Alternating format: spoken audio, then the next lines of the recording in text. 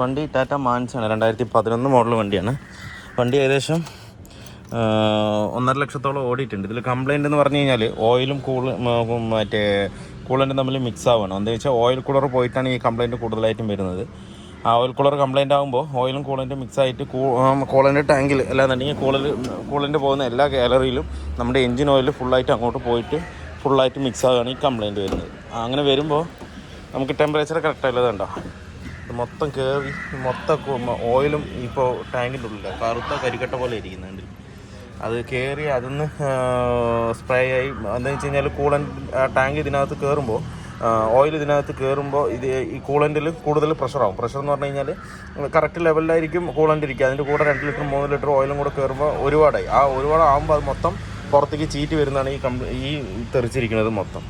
അപ്പോൾ മെയിനായിട്ട് ഇതിൻ്റെ ഓയിൽ കൂളറാണ് കംപ്ലയിൻറ്റ്. നമുക്ക് എന്തായാലും അഴിച്ച് നോക്കാത്തുണ്ട്.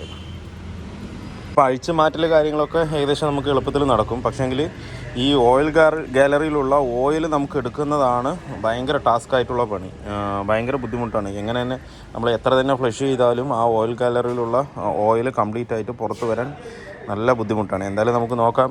എന്തായാലും ഓയിൽ കൂളർ മാറിയതിന് ശേഷം നമുക്ക് കുറച്ച് കൂളൻ്റ് ഫ്ലഷിങ് ഒഴിച്ചിട്ട് നമുക്ക് ഫ്ലഷ് ആക്കാം. എന്താ ഇതിൽ എൻജിനിലേക്ക് വെള്ളം കയറില്ല. ഈ ഓയിൽ കൂളർ കംപ്ലയിൻ്റ് ആയാലും എൻജിനിലേക്ക് വെള്ളം കയറില്ല, നേരെ ഓപ്പോസിറ്റാണ്, കൂളൻറ്റിൻ്റെ ഗാലറിയിലേക്കാണ് കയറുക. ഇതിൽ കറക്റ്റ് തന്നെയാണ്. അഥവാ ഇനിയിപ്പോൾ നമുക്ക് ഈ എൻജിനിലേക്കാണ് കയറിയെന്നുണ്ടെങ്കിൽ ഭയങ്കര ബുദ്ധിമുട്ടായിരിക്കും. നമുക്ക് എൻജിൻ്റെ പണി വീണ്ടും നമുക്ക് റിപ്പീറ്റ് ചെയ്യേണ്ടി വരും. അപ്പോൾ നമുക്ക് എന്തായാലും ഇത് അഴിക്കണമെന്നുണ്ടെങ്കിൽ ഫ്രണ്ട് ബമ്പർ കാര്യങ്ങൾ ഫ്രണ്ടേജ് കംപ്ലീറ്റ് അഴിച്ച് മാത്രമേ നമുക്ക് അതിൻ്റെ ഓയിൽ കൂളർ മാറ്റാൻ പറ്റുള്ളൂ. എന്നാലും ഇത് അഴിച്ചെടുക്കും. നമ്മളെ ഫ്രണ്ടിലുള്ള റേഡിയേറ്റർ കണ്ടൻസർ കംപ്ലീറ്റ് ആയിട്ട് അഴിച്ചെടുത്തിട്ടുണ്ട്. പിന്നെ ഇപ്പോൾ ഓയിൽ കൂളറാണ് ഇപ്പോൾ അഴിക്കാനുള്ളത്. ഓയിൽ കൂളറിന് 4 ബോൾട്ട് തന്നെ വരുന്നുള്ളൂ. ഇതിപ്പോൾ ഈ ഓയിൽ കൂളർ അഴിക്കാൻ ഈ കംപ്ലീറ്റ് സാധനം അഴിക്കണം. അപ്പോൾ നമ്മൾ AC ഗ്യാസ് കാര്യങ്ങൾ കംപ്ലീറ്റും ഇതിനകത്ത് ഡ്രെയിൻ ഔട്ടാവും. നമ്മൾ തിരിച്ച് കയറ്റുമ്പോൾ ഫുള്ളായിട്ട് ഫില്ല് ചെയ്തിട്ട് വേണം കയറ്റാനായിട്ട്. ഏറ്റവും വലിയ ടാസ്ക് എന്ന് പറഞ്ഞാൽ ഇതിൻ്റെ ക്ലീൻ ചെയ്യലാണ്. ക്ലീൻ ചെയ്യുന്ന പരിപാടിയാണ് ഏറ്റവും വലിയ ബുദ്ധിമുട്ട്. നമുക്ക് അഴിച്ച് മാറ്റുന്നത് ഇങ്ങനെ പെട്ടെന്ന് അഴിച്ച് മാറ്റാം. എന്നാലും ഇത്രയും സാധനങ്ങൾ ഫ്രണ്ട് ബമ്പർ സാധനങ്ങളൊക്കെ അഴിക്കണം. ഇത് ക്ലീൻ ചെയ്യുന്ന പരിപാടിയാണ് വലിയ ബുദ്ധിമുട്ടായിട്ട് വരുന്നത്. നമുക്ക് അതെല്ലാം അഴിക്കാം. നമുക്ക് AC പൈപ്പ് അഴിച്ച് കൊടുക്കുന്നുണ്ട്. നമ്മൾ ഓയിൽ കൂളർ സെറ്റ് ചെയ്തിട്ടുണ്ട്. ഓയിൽ കൂളർ ഇപ്പോൾ വരുന്ന ഓയിൽ കൂളർ എന്ന് പറഞ്ഞാൽ ഓയിൽ കൂളർ ഇല്ലാതെ അത് ഡെമ്മിയാക്കി വെച്ചിട്ടാണ്. ഇപ്പോൾ എന്ന് വെച്ച് കഴിഞ്ഞാൽ റേഡിയേറ്ററിൽ നിന്ന് വരുന്ന വെള്ളം നേരെ ത്രൂ ബ്ലോക്കിലേക്ക് പോകുന്ന മാതിരിയാണ് ഇപ്പോൾ വരുന്നത്. ഓയിൽ കൂളർ ഇല്ല. അപ്പോൾ അതുകൊണ്ട് നമ്മൾ ഈ ടൈപ്പ് ഇടുമ്പോൾ ഇനി ആ ഒരു പ്രശ്നം ഇതിനകത്ത് ഓയിൽ കൂളർ കംപ്ലയിൻ്റ് ആയിട്ട് ഇങ്ങനെ കൂളൻറ്റും ഓയിലും തമ്മിൽ മിക്സ് ആകുന്ന ഒരു കംപ്ലയിൻറ്റ് ഇനി ഇതിനകത്ത് വരില്ല. അപ്പോൾ നമ്മളിപ്പോൾ സെറ്റ് ചെയ്തിട്ടുണ്ട്. ഇനിയിപ്പോൾ ബാക്കിയുള്ള സാധനങ്ങളെല്ലാം സെറ്റ് ചെയ്തിട്ട് ഒന്നുകൂടെ ഫ്ലഷ് ചെയ്യണത്. ഇതാണിപ്പോൾ നമ്മൾ വിസ്റ്റയുടെ മാറ്റിയ ഓയിൽ കൂളർ.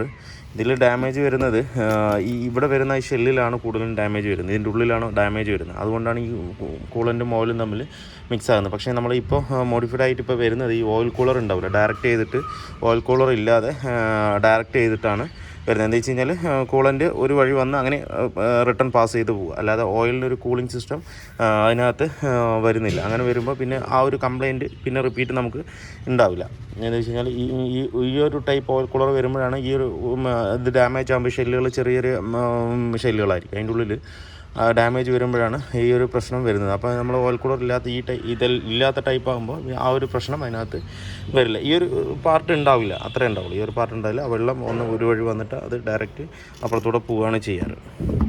അപ്പോൾ അതാണ് ഇപ്പോൾ നമ്മൾ അതിനകത്ത് ഇട്ടിരിക്കുന്നത്. മോഡിഫൈഡ് ആയിട്ടുള്ള സാധനമാണ് ഇതിനകത്ത് ഇട്ടിരിക്കുന്നത്. ഇതിപ്പോൾ മാറ്റിയ പാർട്സാണ്. ഏകദേശം 3000 ചില്ലാൻ രൂപയോളം വില വരുന്നുണ്ട്.